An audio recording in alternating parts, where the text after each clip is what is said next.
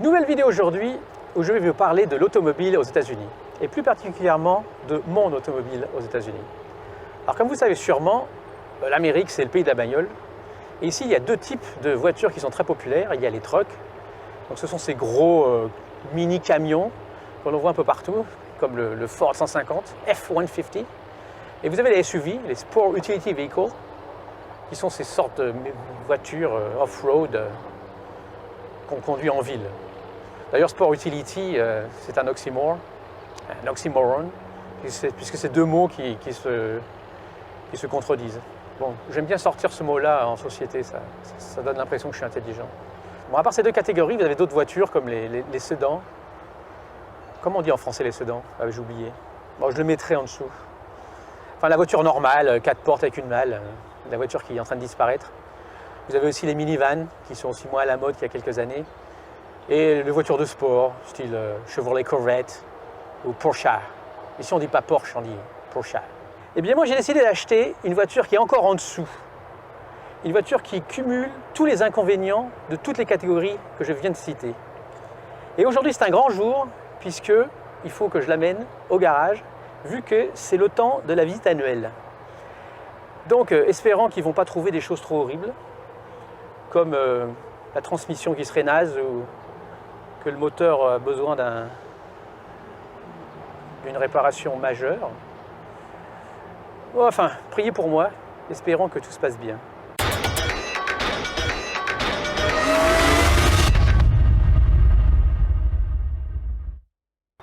Bon, je reconnais, j'ai un peu exagéré pour la vidéo. Cette voiture n'est pas si nulle que ça. Elle est en fait très pratique pour transporter des amis. Par exemple, elle est très pratique pour transporter un ami sur siège passager. Bon, encore faut-il en avoir un. Le coffre est extrêmement utile pour transporter des choses encombrantes quand on va chez Ikea. On peut en mettre des choses là-dedans. Bon, à condition que ça soit un petit meuble démontable.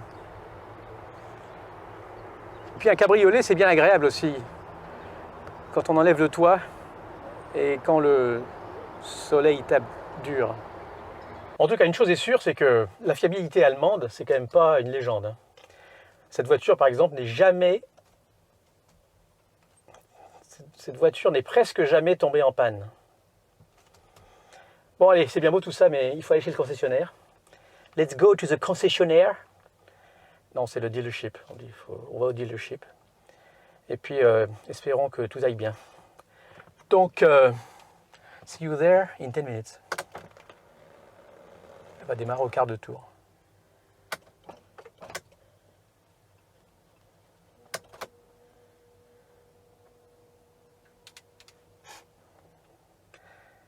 Non, quand même. Hop! Bon, j'ai réussi à la démarrer. C'était juste la batterie. Enfin, j'espère. Donc, on y va. Alors, c'est vrai que la voiture aux États-Unis, l'achat de la première voiture, c'était souvent considéré comme un rite de passage de l'adolescence à l'âge adulte. C'était le symbole. Comment ça me fait chier ce. C'était aussi le symbole de la liberté et de l'aventure. Bon, c'est un peu du plomb dans l'aile tout ça. Le rêve de posséder une voiture n'est plus ce qu'il était. D'ailleurs, le constructeur de voitures Ford arrête de faire des voitures. Il a arrêté l'année dernière. Et ils vont se concentrer sur les trucks et les SUV. Et donc, ils vont juste construire la Ford Mustang. Je crois que c'est la seule vraie voiture qu'ils vont continuer à construire. Et ils ont arrêté toutes les autres. Ce qui est quand même un signe que l'auto est en déclin. Vous allez me dire, mais pourquoi tu n'as pas acheté une voiture américaine? C'était quand même l'occasion rêvée ici. D'acheter une Ford Mustang ou une Chevrolet Corvette. Et j'ai longtemps hésité. Et puis j'ai trouvé cette Mercedes. Un très bon deal. Bon, je suis pas sûr que c'était un si bon deal que ça. Mais quand je l'ai vue, elle m'a plu. Et ça m'a un peu rappelé que c'était un peu quand même le rêve quand j'étais enfant. La Mercedes ou la Porsche étaient les marques de voitures qui nous faisaient rêver. Sur le pont de Richemont, on y danse sur le pont de Richemont. On y danse tout en long, tout en rond. En long? En long ou en rond?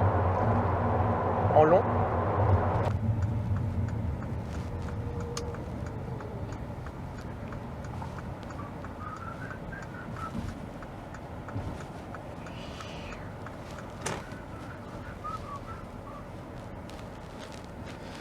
Ah, on arrive.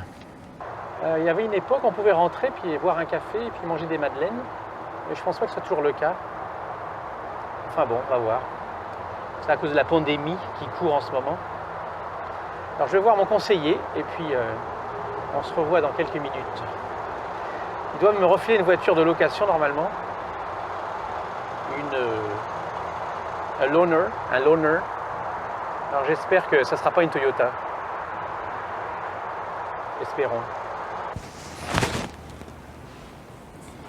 Bon, il n'y a plus de café. Ils ont enlevé le café. Il n'y a plus rien. Il n'y a plus rien. Putain, masque.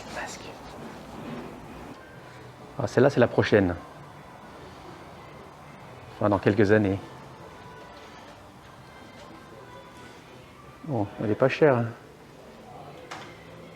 115 000 $.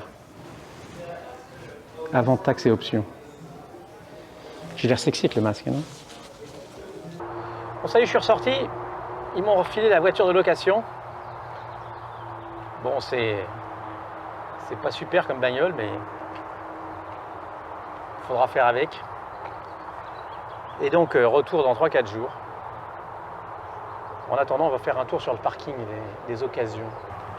Il n'y a pas beaucoup de voitures d'exception. Hein. Je suis déçu. Je suis très déçu. Donc la voiture est toujours au garage. Et donc je vais profiter du loaner pour faire un tour. Et puis on va voir ce qui va arriver. Completely unscripted. Comment on ouvre ça? Ah. Bon, en tout cas, la voiture est toujours là. C'est bon à savoir.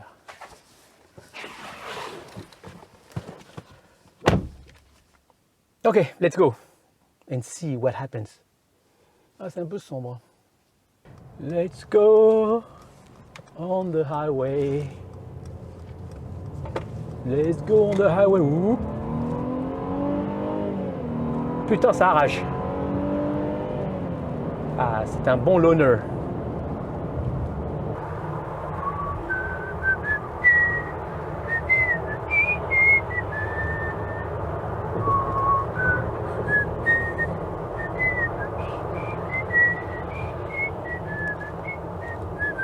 Bon, je suis sorti de l'autoroute parce qu'il n'y avait rien à voir. Et puis, il n'y a toujours rien à voir ici non plus. Alors, je suis un de ces gros pick-up trucks qui ont l'inconvénient énorme de boucher toute la vue. Et ça, des engins comme ça, il y en a plein. Sur le pont de la Mida, on y danse sur le pont de la Mida. Et on a déjà fini.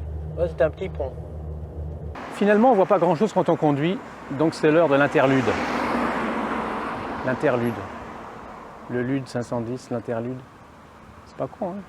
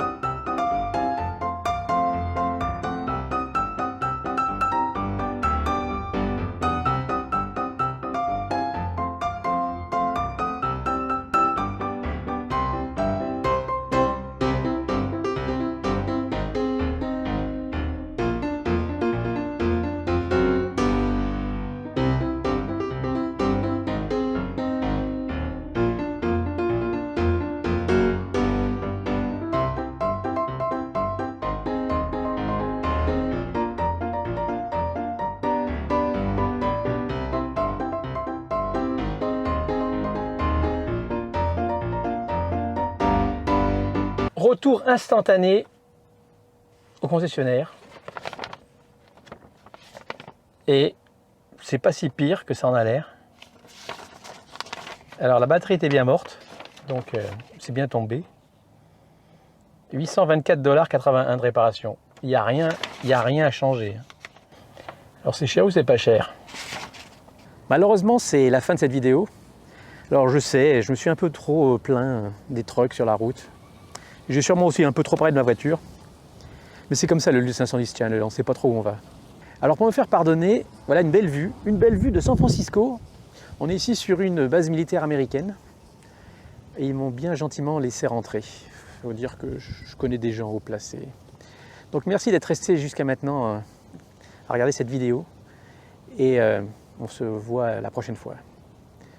Et oui, oui, j'ai oublié la question que vous vous posez. A-t-il porté la même chemise pendant tous ces jours? Et la réponse est oui. Et je l'ai même pas lavé. Bon, mais ça va encore. Allez, see you next time.